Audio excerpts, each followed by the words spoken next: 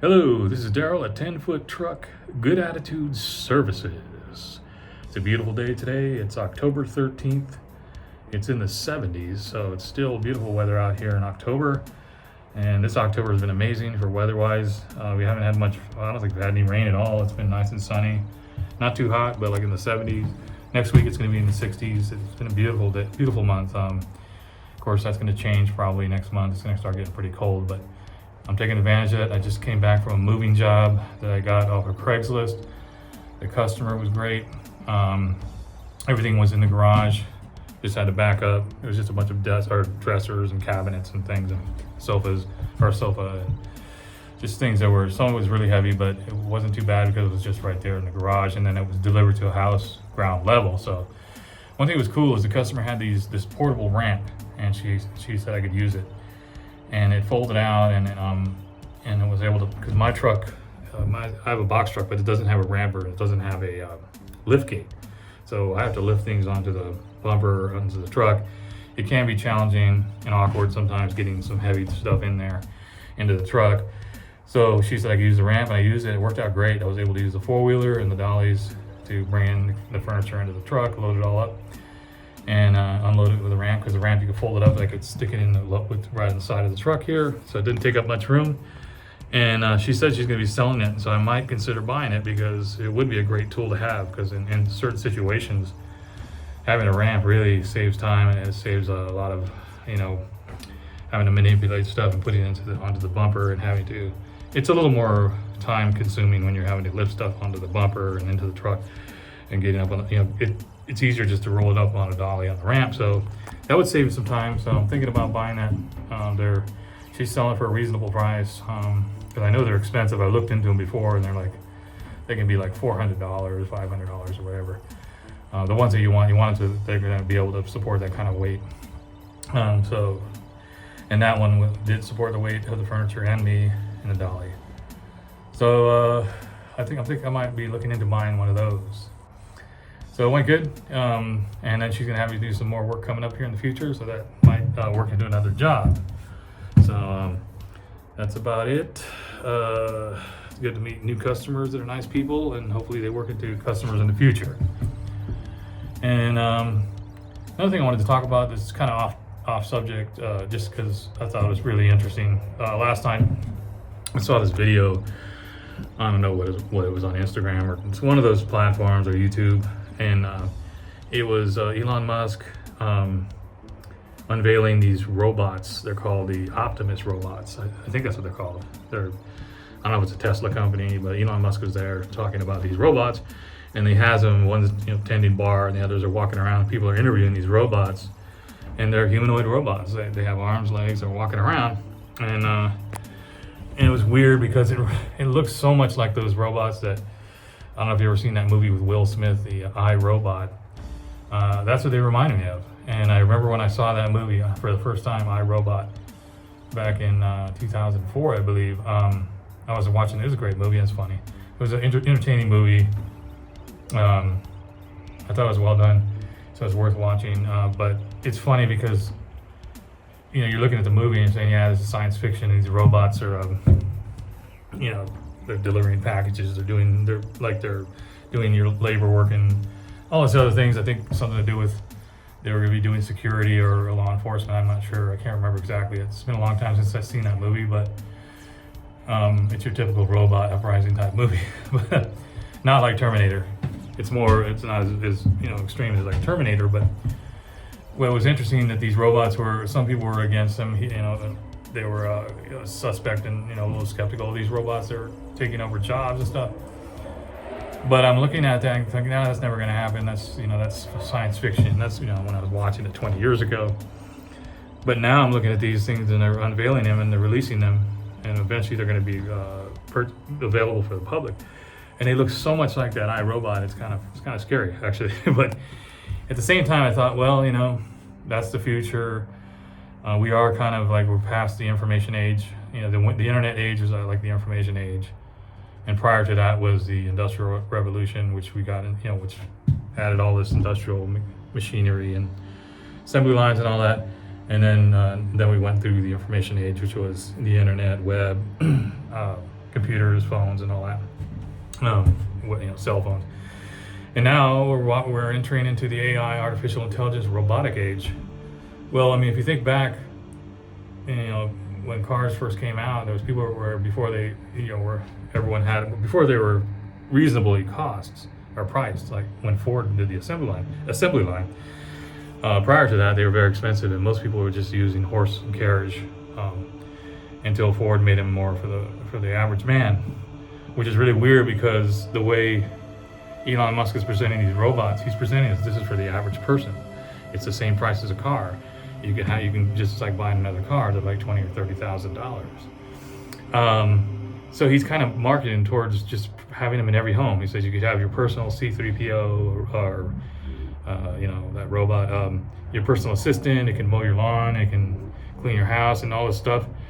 So I'm thinking, God, that's really going to change, service industry as these come. I don't know when they're going to start releasing this. This is just marketing videos, and they're unveiling it and basically presenting it like when they present some new device. I don't know if they're ready for sales or ready for putting them into showrooms or ordering. People can order them. I don't think they're that far along, but it's showing what's going to come down the pike. And you could either, I'm thinking, okay, when the car came out, like, in the 1800s, and people started bringing in cars, some people may have said, I'm just going to continue using horses and carriage. They may have been resistant, but eventually, over time, by the 1920s, pretty much everyone's getting cars. And by the 30s and 40s, it's just everybody's got cars, and then they started developing the freeway system, and so forth. And by the 50s and 60s, there's freeways and so forth, people driving across country and all that. So things change really fast, rapidly. So I'm thinking, well, these robots, I got to keep an eye on that because it could be something you might want to look into. I mean, I thought, well, I'm a one-man person. I get help occasionally, but a lot of times I don't have helpers. And on certain jobs, I could, if I had a tool like that, like, I don't know if they'd be able to move furniture. Wouldn't that be interesting? Because it would be like buying another truck. It would be like, your truck's, new truck's about $30,000, but this one wasn't that much. But it would be an investment that if you were, I don't know how these things work, if you train them to do certain tasks, if they were able to load furniture and move it upstairs, and where you didn't have to do all that labor, you could use that as a tool in your toolbox, an expensive tool. And maybe some people wouldn't want you to bring something like that to their house. So it's going to take time for people to get used to that kind of situation. Because when you first look at these things, they can be kind of frightening because they remind you of like a science fiction movie. And a lot of people are resistant towards that. But to me, I'm like, there's no way that's going to go away. I already was reading about a company in Oregon. I can't remember where they're at. They make these robots that are sort of like humanoid robots that work. They're supposedly going to be working at Amazon. So, and Amazon already does have these floor robots that go. I've never been in there, but I've seen them on videos where they move product around the floor. They're like, and then I've also seen lately. I saw a video of a robotic forklift loading trucks, and there's also robotic self-driving trucks that they're yard trucks that back in the trailers and put them in, because the truck driver can drop off the trailer, and instead of having to back it in, this self-driving truck backs them into the docks and then moves them out of the dock for staging. So, yeah, I mean, it's already coming in. I mean, I don't know how much longer before we're going to see that, but I like to pay attention to things like that because would that be, I mean, this is a question I ask you and ask myself. Would this be something you would be interested in, as a service provider, like doing heavy labor, like junk removal, moving, hauling, where you're having to lift heavy things? Would you be interested, or would it even be something considered to actually purchasing a humanoid robot, these Optimus robots, and training them to do this labor, and instead of hiring someone else, like they can be your crew member. You can go with them. You can go on the job, and they're going to be either on the other end helping or doing all loading them. I don't know how much. He didn't say how much they can lift. They look fairly stable and sturdy, but I don't know how much something like that lifts. I've also seen other robot videos, which were Boston Dynamics, and those things were lifting heavy boxes and things. These are a little bit different. These are more, looks like they're marketed more like for a personal assistant, for people to have it at their house, to walk their dog, mow their lawn, do that kind of stuff. So I don't know if they're built durable enough to lift heavy furniture. So that would be something to look into. But I think eventually they will have something like that.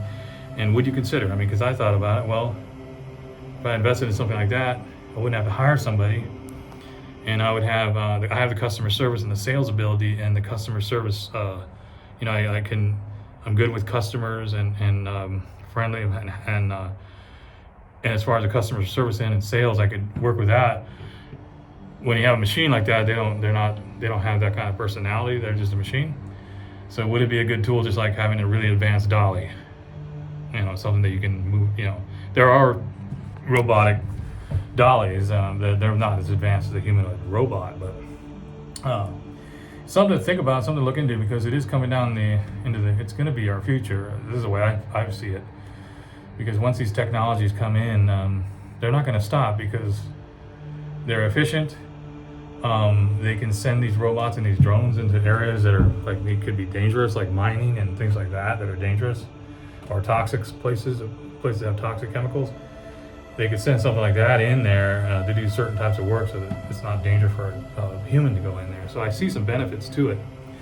There are bad sides to it. I know, like some people think, that these robots will put people out of work, which is probably true. I mean, if they're going to be mowing lawns, according to what he was saying, what are the landscapers going to do? And although there are a lot of people that are not going to want to hire a robotic machine, or they're going to want to have a person come there. They feel more comfortable with an actual human being on their at their house doing providing services for whether moving or handyman or whatever work. They may not feel comfortable with a robotic machine for a long time because science fiction and just in general, what you see, these self-driving cars that crash every once in a while, and they're not perfect. So they still have to work out the bugs on those things. That's another thing I think that he was showing. I didn't get a chance to watch the video. Was not only did he have these humanoid robot Optimus robots, he also had these self-driving cars, Tesla self-driving cabs or whatever they are. And then I've heard about Waymo and a company operating somewhere in, I think, Phoenix, where they're driving people around with driverless taxi cabs, so like Ubers. That puts the Uber drivers out of work. I do deliveries too, food delivery. Not only do I do hauling furniture and moving and junk removal, I also do food delivery for DoorDash and Uber Eats. And in fact, I might do some tonight in Grubhub, and they may start going into that. And I've already seen these little food delivery trucks or cars. So it depends on the area. Like here, we get a lot of snow, so I don't think they'd operate too well in the snow. But places like Phoenix, they can operate. The weather's pretty much the same. It's dry all the time. Rain and snow and elements like that would be problematic for the self-driving cars, I believe. So it's things are changing really fast. We're into this new. We're at the turn of the century. We're in the 21st century. Just like the 20th century, things. The beginning of the 20th century, things changed so drastically from wagon, horse, and the buggy, and plowing the fields by with a horse and buggy and these things. Now it's all robotic machines and combines and things like that, and all the industrial age and all the machines and engineering that it's advanced in that time, in that 100-year span. Now we're at the next 100-year span into the 21st century, which is the space age. And we went through the space age and of course to the moon and all that, but now they're talking about going to Mars and there's more rocket companies and more space companies and that thing. So we're going into, it's weird when you watch these old science fiction movies, you think about it, that stuff could happen in the future, like Star Trek, travel into the galaxies and stuff. We're nowhere near that now, I don't think. Maybe, who knows? But we are in this robotic age that I think is coming up, and an artificial intelligence age is that's starting to take root into society. So that's something to pay attention for if you're a service worker, because you may have to adjust how you market your business. I don't think service workers in general are going to go away. I think people providing the service, people will always want that. But there may be tools that you could use to advance yourself, or to maybe to help make it easier for yourself. I don't know. It depends on how you feel about it. I mean, I still don't know. I'm still on the fence about it. It's just something to look into, and now it's right. It's, you see it on YouTube and on these videos, so it's pretty apparent that it's moving forward. But anyway, that's something I want to talk about off the sub. Well, and it's off the subject, but it's also can relate to a service business. So I think that's about it. I'm gonna go enjoy the sun outside while it's the dark, or it's getting darker earlier, so might as well enjoy the sun while it's out right now. And hope you guys are having had a great weekend, having a great week coming up. And still October, and October is a good month to make money, at least for me. It always has been. So I look forward to getting more jobs this month. And November's not too bad either. But this is Daryl at Good Attitude Services 10-foot truck, signing out.